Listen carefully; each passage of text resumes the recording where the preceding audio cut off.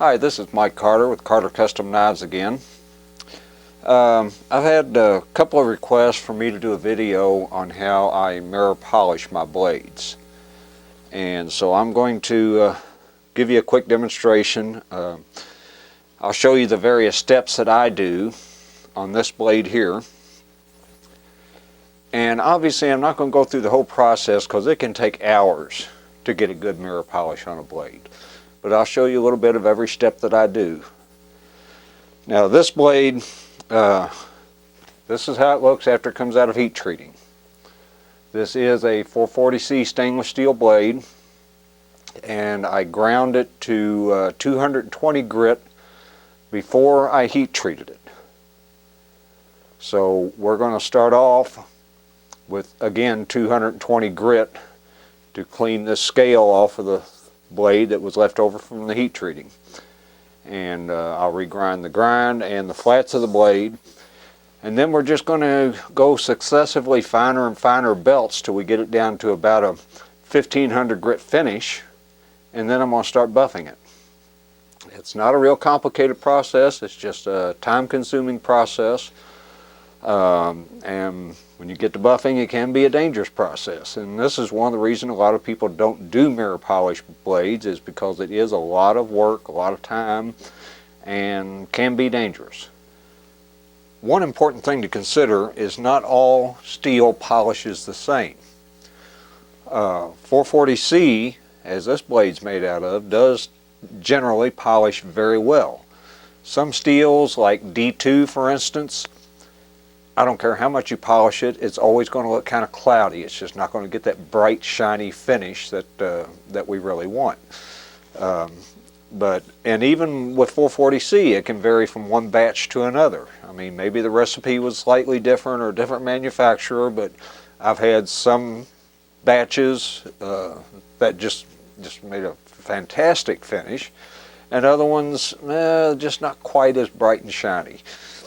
So, you know, the steel definitely is a factor on getting that mirror polish. And it's another reason I like 440C so much. I mean, besides being a very good performing steel, it generally does take a very good polish. So we'll go through the steps here and I'll show you how I do it. Other people do it a little differently, but I'm going to show you what works for me.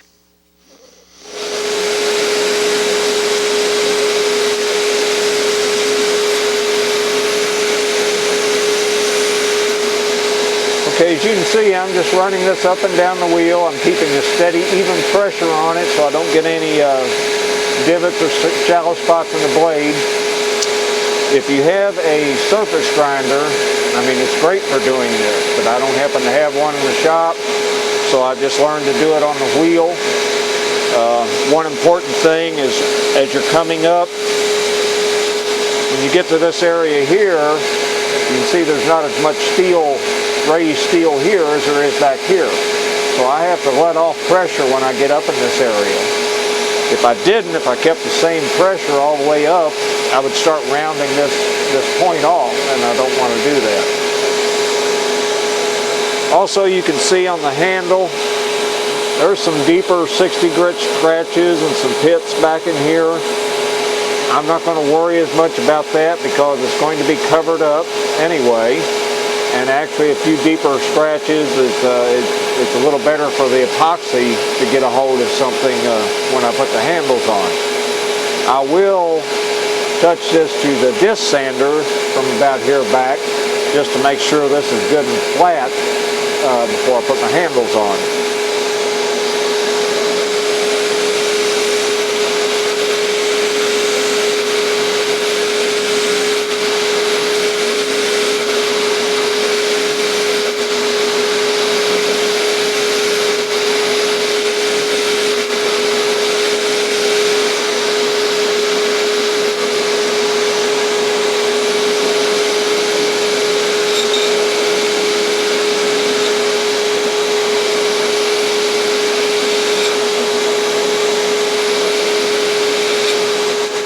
Now I'm going to clean up my clip point here. You should do this first before you do the blade grind.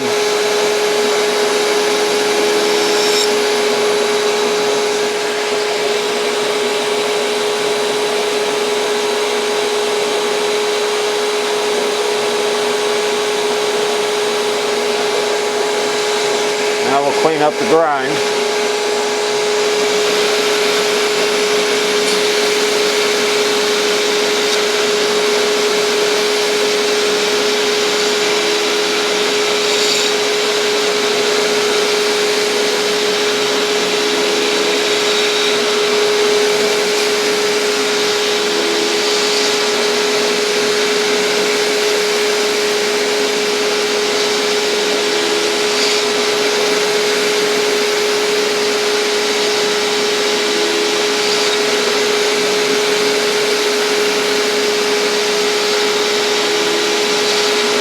Also, when I'm doing this, while I'm using my 220 grit belt, I'll go ahead and thin this edge down a little bit more, closer to where I want my final edge thickness to be.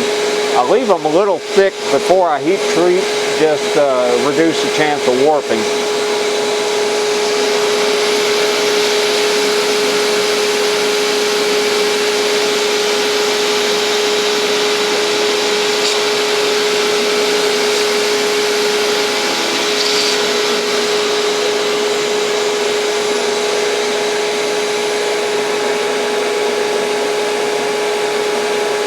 See what our 220 grit finish looks like.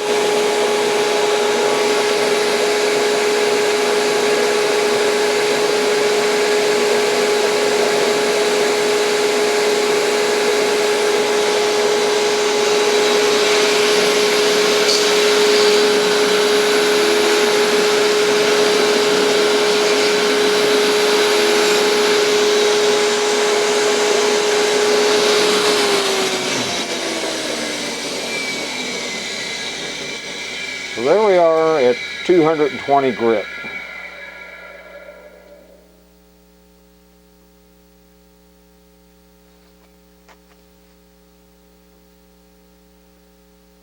And you can see a little reflection in it, but it's still, you know, nowhere near a mirror polish. But it's starting to get a little shiny. Next, I'm going to go to 400 grit. And I'm going to stop the video until I get it nearly finished, because I'll just show you the effect of each grit that we'll have on it rather than have you watch the whole process.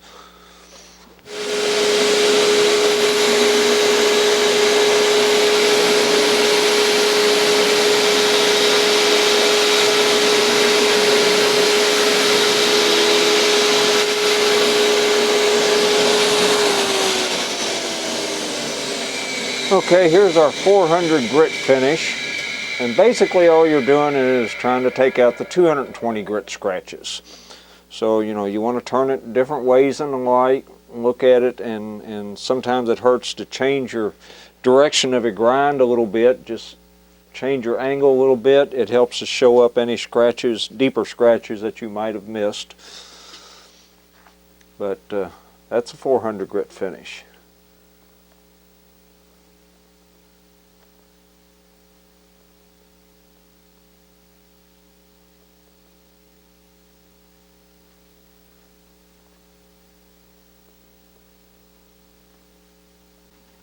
Next, I'm going to go to 600 grit.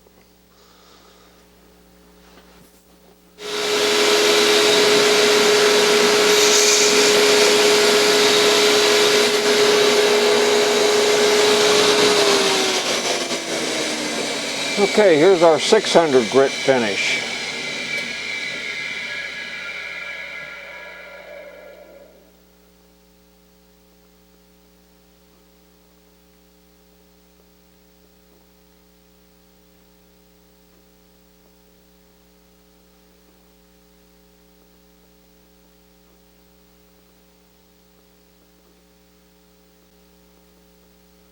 Next, I'm going to go to 800 grit.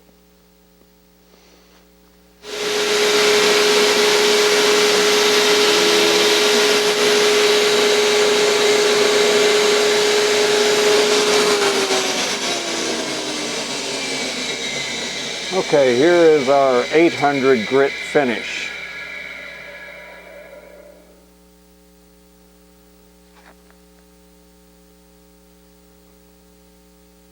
And this is actually what some people will call a mirror polish, because you can see things pretty clearly reflected in it.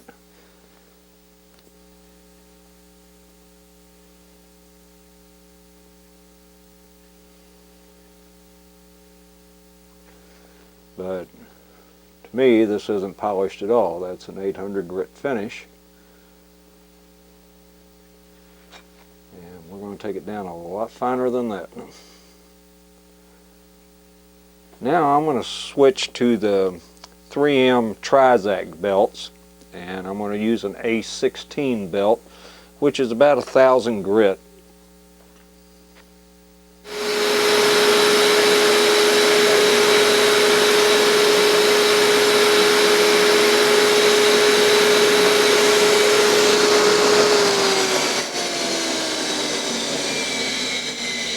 Okay, here's my finish with the A16 belt.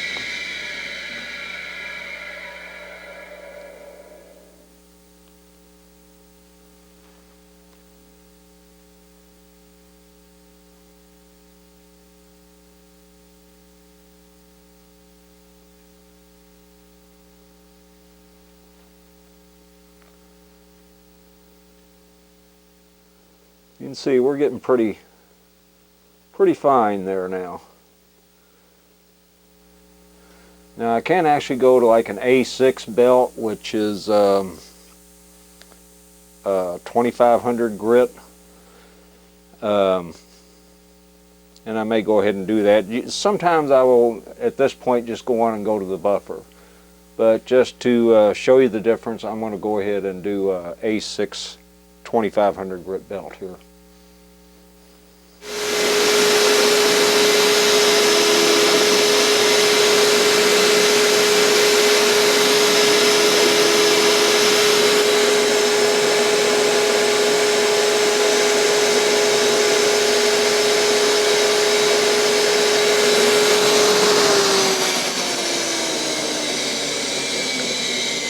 Okay, here we are after the A6 2,500 grit belt.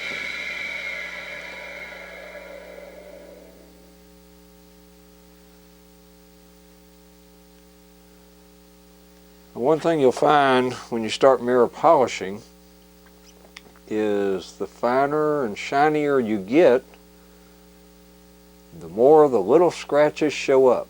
And this has got scratches in it that I can see. They're very fine, and they should buff out, but it's almost like putting new paint on an old car. It'll show up every little ding and divot in the metal. And mirror polishing a blade's pretty much the same way. So you're getting just the right light. You can see all the little scratches that are still in here.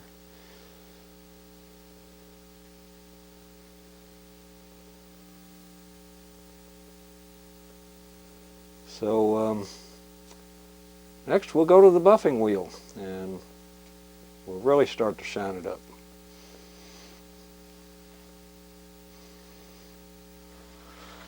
There's different compounds you can use. If you got some real heavy scratches, there's black or brown compounds, what you normally start off with.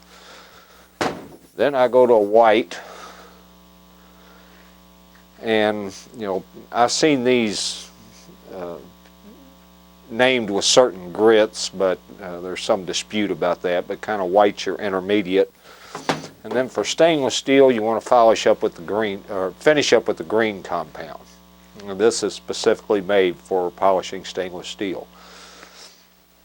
I'm going to start off on this wheel with the white compound, and this is a sewn cotton wheel, but it's pretty solid. I'll finish up on my green compound on this wheel.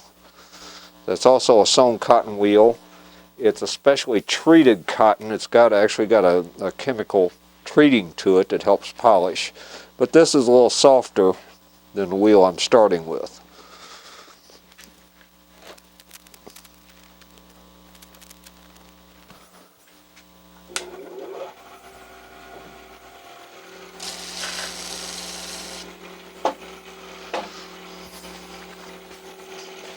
And here's what we've got before I touch it to the buffer.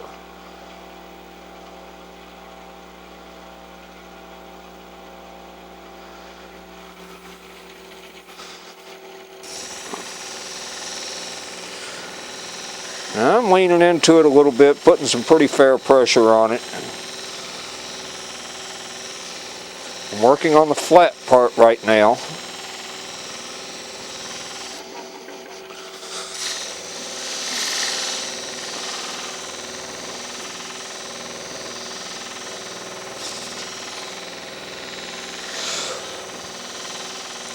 And there is a lot of friction here. This blade will get warm.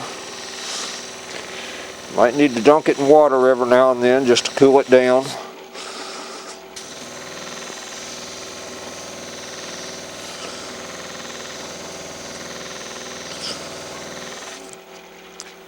This buffer I'm using runs at 1750 RPM. Most of the buffers you see in like at the Harbor Freight or somewhere are going to be 3600 RPMs. I think those are really too fast. But here you can start to see what I'm doing here. You can see the area that's been polished, but you can still see the scratches in there. And like I said, they'll show up more when you start polishing it, man. You'll really see the scratches show up. And if there's any real deep ones, I'll have to go back and grind it some more and go back, maybe have to go back to 400, 600 grit and get those scratches out, because if they're too deep, you're just polishing the scratches. That's all you're doing. You won't buff them out. These buffing wheels and compound really are not removing metal.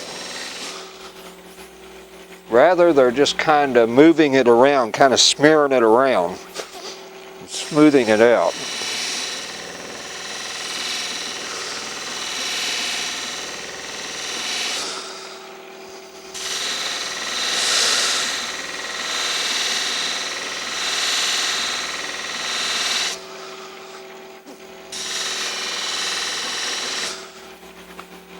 Important note on buffing. You always want to work on the lower portion of the wheel. This wheel is turning toward me from the top down. If you're working up here on the top, and you should lose your grip on this blade, it's going to throw it at you. If you're working from the center line down, it's going to throw it downward.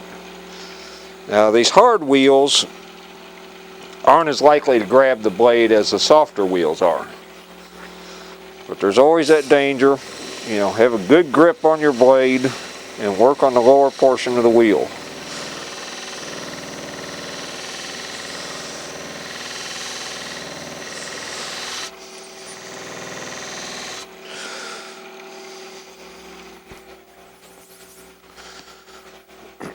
But you can see what I'm doing here.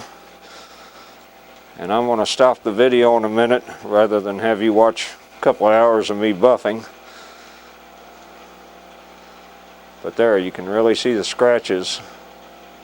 You know, if you notice when I came off that A6 belt, it looked pretty smooth, like there weren't any scratches. And then when you start buffing it, man, there they are. So that's what we got to get out.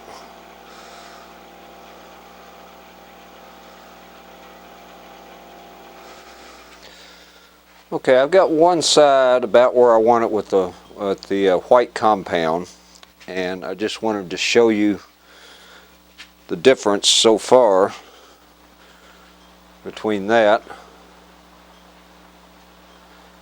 and this is before we started buffing on it. This side has not been buffed at all.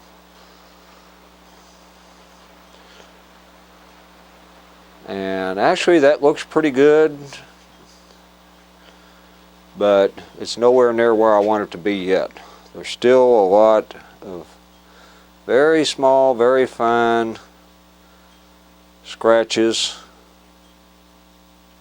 that you can see if you get it in just the right light. And I'm going to get all those out. I mean, this will be a true mirror finish when I'm done with it. But we're getting there. It just takes a lot of time, a lot of work, but we'll get it done.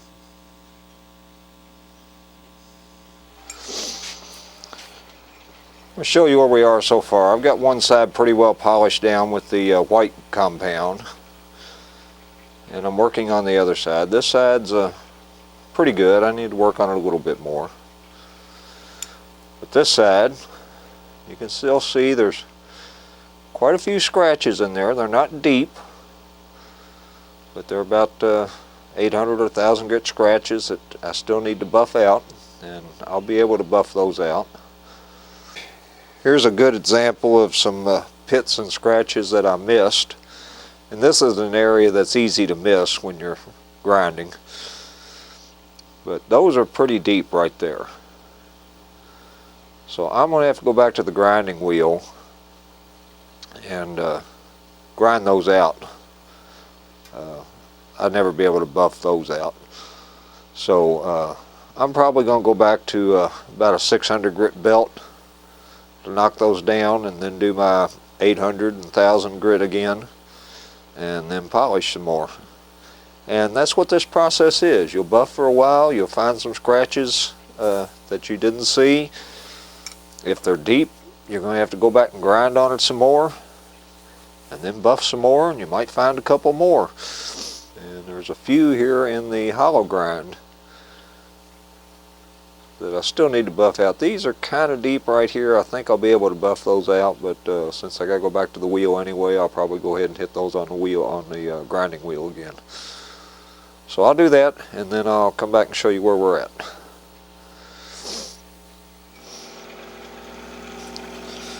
Okay, I've gone back and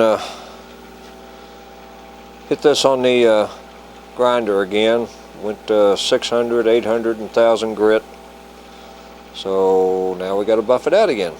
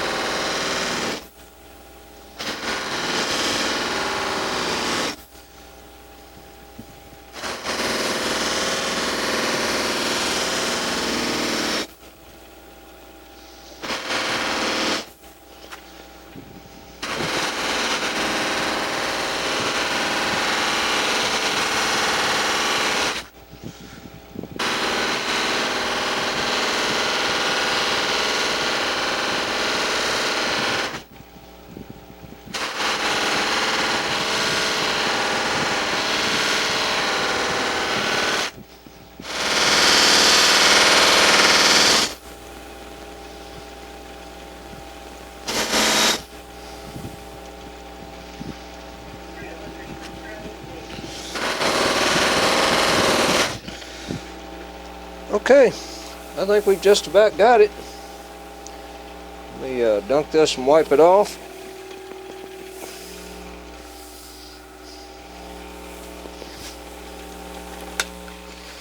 I probably been somewhere between a half an hour to an hour on the green wheel, or the green compound wheel. So you can see, even on a small blade like this, it is a lot of work and a lot of time. But this is what I call a mirror polish.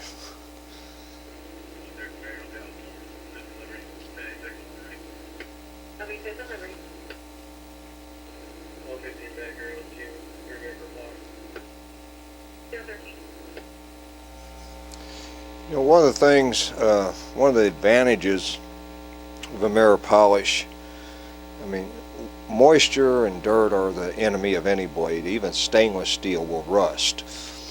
But the mirror polished, the water just beads up. Very easy to clean. You use it, you wipe it off, or you rinse it, wipe it off. Very easy to keep clean. There's not all these little nicks and crannies for dirt and moisture to hide in. Some steels, which I can see it a little bit in this one, it probably doesn't show in the video, but on some steels you can actually see the grain in the steel when you get it down to a high shine. Where others will polish more to a just real silvery finish. A lot of people think, you know, I've heard people at gun and knife shows that think these are chrome plated. You know, they're not. Of course, it is a 440C stainless steel does have about 13% chrome in it, but you know, obviously not chrome plated. It's just polished. So that's how I do my mirror polish blades.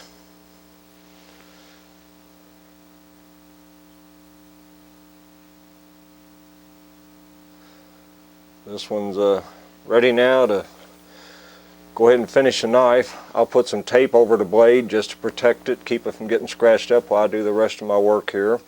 I'm going to make a guard, stainless steel guard here. I'm going to do a nickel silver bolster about a 1/2 inch wide on the front and another on the back.